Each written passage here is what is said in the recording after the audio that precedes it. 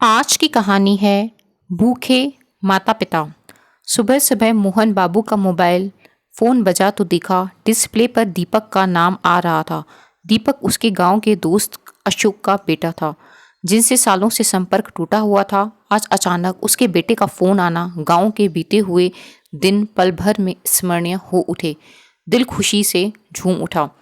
Hello चाचा जी, प्रणाम। आज शाम को आपको सब परिवार आना है। प्रणाम बेटा, प्रणाम। हम लोग जरूर आएंगे, पर आज मौका क्या है? चाचा जी, आपके आशीर्वाद से एक छोटा सा घर बनाया है। शाम को उसी उपलक्ष्य में पूजा है। मम्मी पापा भी आपको याद कर रहे हैं। सुमित भैया और नेहा भाभी को लेकर आएंगे। एड्रेस आपको मैं व्हाट्सअप कर रहा हूँ। ठीक है, हम जरूर आएंगे बेटा, कहकर मोहन बाबू ने अपनी पत्नी सुधा और सुमित को बताया और बेटे सुमित को बताया। शाम को वह सब परिवार लगभग 2 घंटे का सफर तय करके वहां पहुंच गए।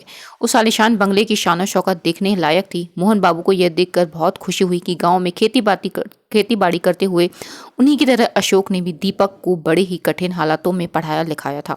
आज उनका ये आलीशान घर देखकर वो बहुत प्रसन्न थे। अंदर पहुंचने पर दीपक और उसकी पत्नी मेघा ने उनका स्वागत किया। मोहन बाबू और उसकी पत्नी सुधा देख रहे थे कि कैसे दौड़ दौड़ कर दीपक और मेघा मेहमानों का स्वागत कर रहे हैं, पर उनकी निगाहें तो बस अपने दोस्त अशोक को तलाश कर रही थीं।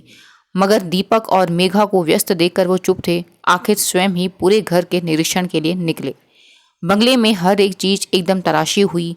हर कोने में वैभव झलक रहा था। अचानक उनकी नज़र एक विशाल बंगले के एक कोने के कमरे में गई, जहां उनका दोस्त अशोक अपनी पत्नी के साथ गुमसुम बैठा हुआ था।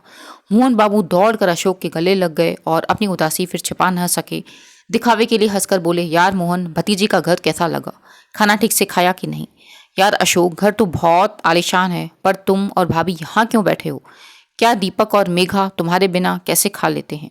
वे दोनों एक दूसरे की शक्ल देखकर चुप रहे। मोहन बाबू ने देखा कि सीता भाभी भी आंखें पोंछ रही थी। तभी दीपक आया और बोला, चाचा जी आप यहाँ दोनों, चलिए आप भी खाना खा लीजिए। सुमित भैया और नेहा भाभी भी कह रहे हैं आपके साथ ही खाएंगे। मोहन बाबू धीरे से बोले, दीपक बेटा, जरूर खाएंगे। तुमने गृह प्रवेश की पूजा में भगवान को भोग तो लगाया नहीं। तभी पीछे से मेघा बोल पड़ी, चाचा जी लगता है आपने हमारा पूजा घर नहीं देखा। थाली तो भगवान के आगे रखी हुई है। मोहन बाबू का चेहरा लाल हो गया, पर खुद पर संयम करते हुए धीरे से बोले, बेटा, मैंने उस सजे हुए पूजा घर में उन मूर्तियों के सामने सजा थाल किस काम का, जब तुम्हारे असली भगवान तुम्हारे माता पिता भूखे बैठे हैं। दीपक और मेघा अब दोनों ही शर्मिंदा हुए, नजरें झुकाकर खड़े हुए थे। तभी पीछे से सुमित और नेहा ने आकर कहा, भैया भाभी, हमारे भगवान तो हमारे माता पिता हैं। यदि आप इन्हें भूखा रखकर पूजा उपासना में 56 भोग भी लगाएंगे तो ईश्वर उसे स्वीकार नहीं करेगा। और मेरे भाई, सबसे बड़ी पूजा तो माता पिता की सेवा है। और मेरे भाई, सबसे बड़ी पूजा तो माता पिता की सेवा है। उन्हें प्यार और सम्मान देना ही, साथ उनके साथ बैठकर खाना खाना, बतियाना। मेरे दोस्त, तो ईश्वर तो पूजा इसी में ही प्रसन्न हो जाता है। दीपक और मेघा अब दोनों ही शर्मिंदा थे। अशोक जी और सीता जी के पैरों में गिरकर माफ़ी मांगने लगे। तो ये थी एक छोटी सी कहानी कि माता पिता भूखे हैं अभी, और उन्होंने भगवान के सामने 56 भोग डाले हैं। एक बेटे ने जो है बड़ी ही तरक्की से आलीशान बंगला बनवाया, लेकिन माता पिता के कोने में छोड़ दिया। और वहाँ पे जब उनके सगे संबंधी आकर पूछते हैं कि माता पिता यहाँ क्यों बैठे हैं और उनको खाना दिया कि नहीं, तो वो बोलता है कि भगवान को तुमने पहले ही भोग लगा लिया।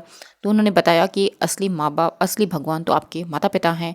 और रही पूजा की बात, तो अपने माता पिता की आप सेवा कीजिए, वो उसमें ही आपके ईश्वर जो है प्रसन्न होंगे। अभी के लिए इतना ही, शुक्रिया।